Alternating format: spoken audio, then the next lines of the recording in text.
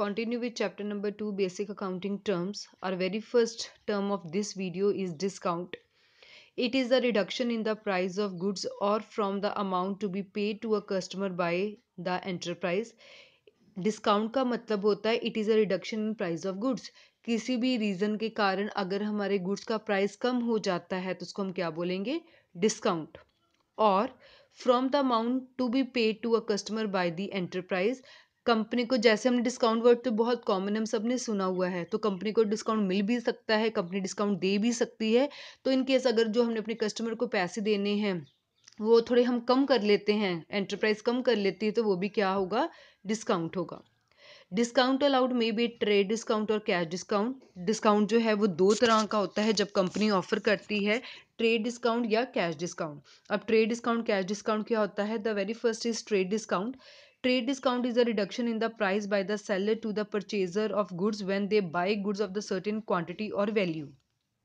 जब हमारा कोई परचेजर, हमारा कोई कस्टमर या कंज्यूमर कंपनी से गुड्स को परचेज करता है एक सर्टेन क्वांटिटी की या सर्टेन वैल्यू की, उस टाइम जो हम उसको डिस्काउंट देते हैं तो that is called trade discount.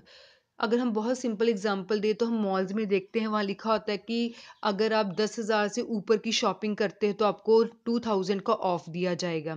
अगर आप 15,000 की शॉपिंग करते हैं तो आपको 3,000 का ऑफ दिया जाएगा। What is this, this is there trade discount.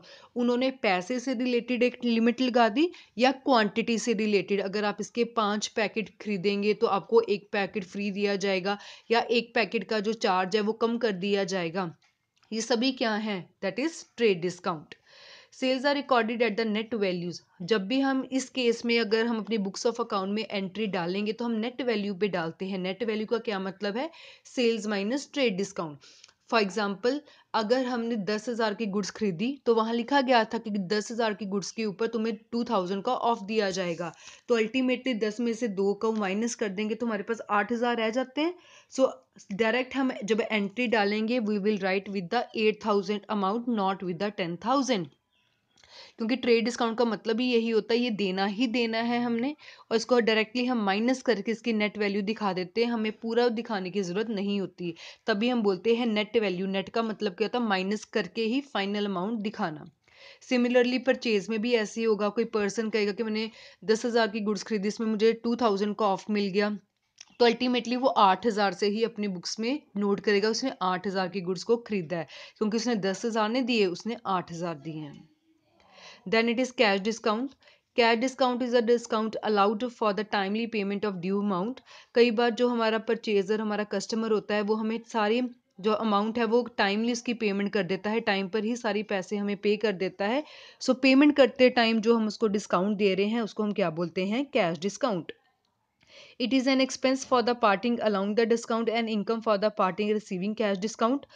तो जैसे सेलर है, जब वो किसी को कैश डिस्काउंट देता है तो उसका लॉस होता है, ठीक है ना, क्योंकि इसको छूट देनी पड़ी। परचेजर का फायदा हो जाता है क्योंकि इसको कम पैसे देकर ही गुड्स मिल गई। Let us take one example. अगर कोई कस्टमर गुड्स खरीदता है 25,100, 25,100 का उसने गुड्स परचेज की, सारी की सारी पेमेंट वो ऑन द स्पॉट ही देने के लिए तैयार है, तो वो 25,100 नहीं देगा, वो 25,000 ही दे देगा। तो जो 100 रुपये का डिफरेंस है वो सेटल हो गया। अब दुकानदार को 25,000 ऑन द स्पॉट मिल रहे थे, इसलिए उसने 100 रुपये का डिस्काउंट दे दिया, बट उसका लॉस तो हो गया ना। उसको कहाँ 25,100 मिल सकता था, अब सिर्फ 25,000 मिल रहा है, बट परचेजर को फायदा हो गया, उसका 100 रुपया जो बच गया। ठीक है, जो पेमेंट करते टाइम हमें डिस्काउंट मिलता है उसको हम कैश डिस्काउंट बोलते हैं। दुकानदार सेलर के लिए ये लॉस होता है, बट परचेजर के लिए इनकम होती है, फायदा होता है।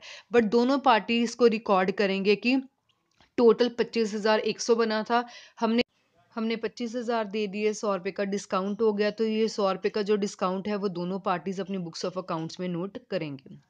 Our next term is bad debt. Bad debt is the amount owed to the business that is written off because it has become irrecoverable.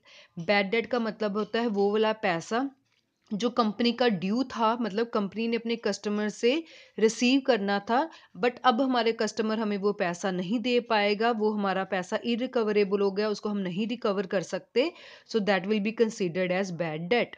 अगर सिंपल वर्ड्स में हम बात करें तो वो वाला डेट, वो वाला उधार that is proved bad for the company, जो कंपनी के लिए बैड प्रूव हो गया क्योंकि वो पैसा हमें नहीं मिलने लगा, उसको हम क्या बोलेंगे, bad debt.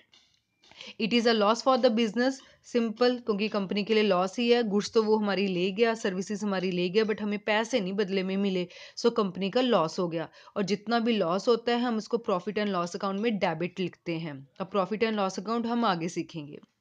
Our next term is balance sheet. It is a statement of financial position of an individual or enterprise at a given date, which exhibit its asset, liability, capital reserve and other balances at their respective book values.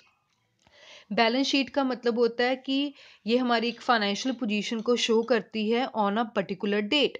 जैसे साल जब हमारा accounting year खत्म होता है that is on 31 मार्च, तो हम अपनी फाइनेंशियल स्टेटमेंट्स बनाते हैं जिसमें बैलेंस शीट इंक्लूडेड होती है। इस बैलेंस शीट में हमें एसेट, लायबिलिटीज़, कैपिटल के बारे में बात करते हैं, इसके बारे में इंफॉर्मेशन प्रोवाइड करते हैं, और ये पर्टिकुलरली हमें बताती है कि 31 मार्च को कंपनी की क्या पोजीशन है, मतलब 31 मार्च को कंपनी की क्या फाइनेंशियल पोजीशन है, that is called balance sheet. And our last term is book value. It is the amount at which an item appears in the books of account और financial statement. इसका simple meaning है कि कोई भी item हमारी books of account में जिस value पे दिखाई जाती है that is called book value. Let us take one example, जैसे हमारे पास मशीन है और मशीन की वैल्यू हमारी बुक्स ऑफ अकाउंट में 1 लाख दिखाई गई है, सो 1 लाख क्या है, book value of the machine.